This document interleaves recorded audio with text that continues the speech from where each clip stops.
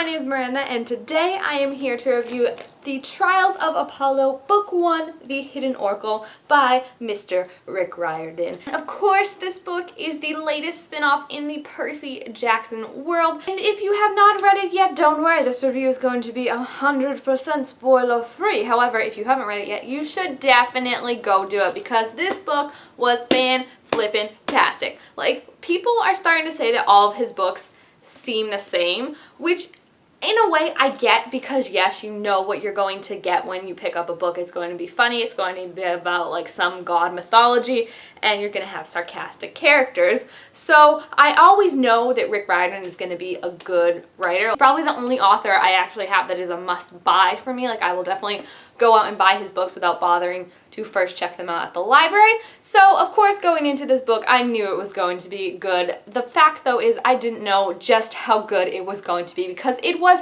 fantastic. Like, I had really high expectations for this book, and it somehow still managed to blow them all away. So that should tell you just how good this book is. It's also on the short side, which I was surprised about, because normally his books have been about 400, 500 pages easily, and this one was only 361. So I was definitely surprised when I picked it up to see how short it was, but at the same time, it definitely didn't feel cheesy or anything like he just wrote it to write it. It was definitely really, really good. And if you haven't heard of what the book is about, I guess I should probably explain that instead of just fangirling about it for 5 hours. This book basically, like I said, takes place in the Percy Jackson world. However, rather than about Percy Jackson or Jason Grace or any of those people, this book is about Apollo. That's right, the god of healing and archery and music, that guy Apollo. He has been punished by his dad Zeus for doing something that he doesn't remember. This takes place basically like 6 months after the battle with the earth goddess, who I can never say her name, Gaia, whatever. It happens after all that. Apollo has kind of no idea what's going on. He lost his memory for the last 6 months. He doesn't remember what happened after everything. But what has happened is not good. Basically, all the communication systems of the camp and of the demigods in the outside are failing. Cell phones aren't working, iris messages aren't working, and they don't have any way of prophesizing anything. The oracles are all just stopped working all of a sudden, and considering Apollo is the god of the oracles, yeah, Zeus wants him to explain this. So Zeus turns him into a mortal and takes away all his godly powers, dumps him literally in a dumpster, and sends him on his merry way. Apollo, because he's not the most humble guy, should we say, has been a mortal before, so he knows what the drill is. Basically, he has to complete these trials to prove his worthiness to Zeus, but in this case, the trials are a lot more intense than they've normally been, because literally the whole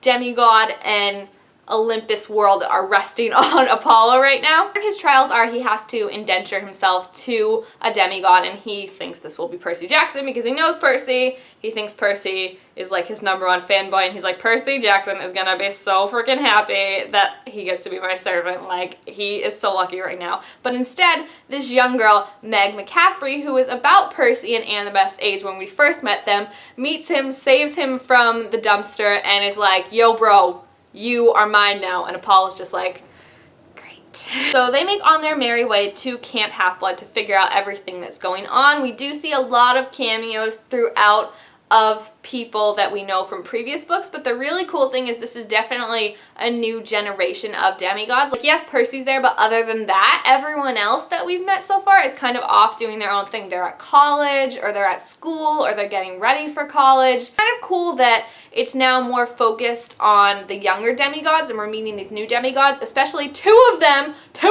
that we meet and that are a big focus are my freaking favorite demigods, Will Solis and Nico D'Angelo. Oh my gosh, I love them so much in this book. I am a big So Angelo shipper, so this book was literally like everything I wanted. Like, it literally reads like fan fiction. Okay, you see these post-it notes?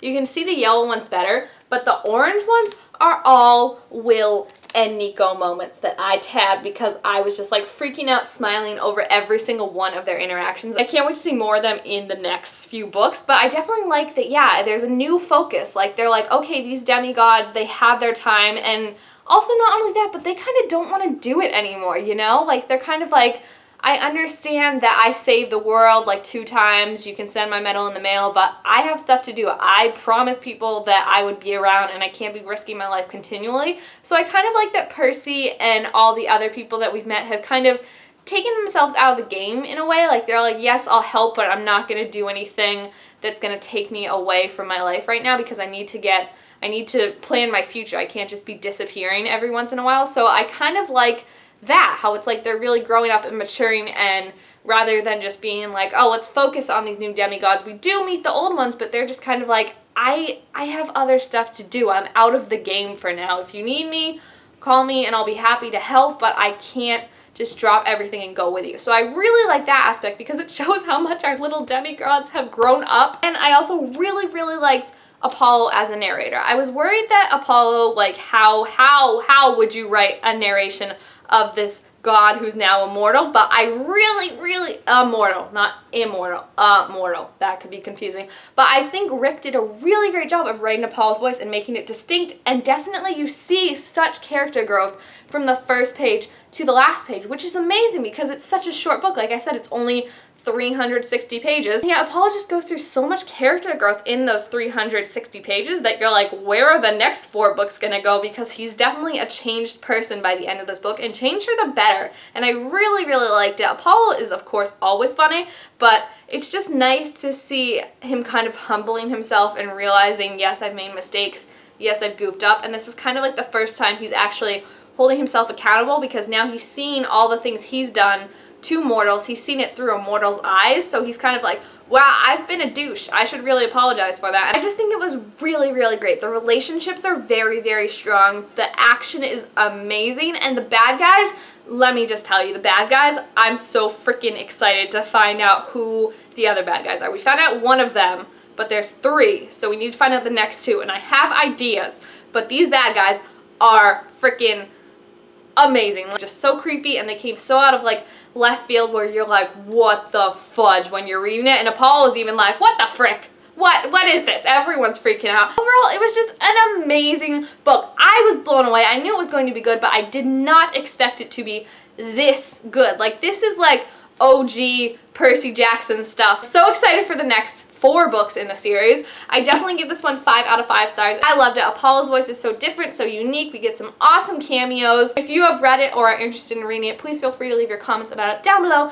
in the comments section. And also, if you enjoyed this video, make sure to like it and subscribe to my channel down below to be sure to make all sorts of new videos. Thank you guys all so much for watching, and I will see you next time. Bye!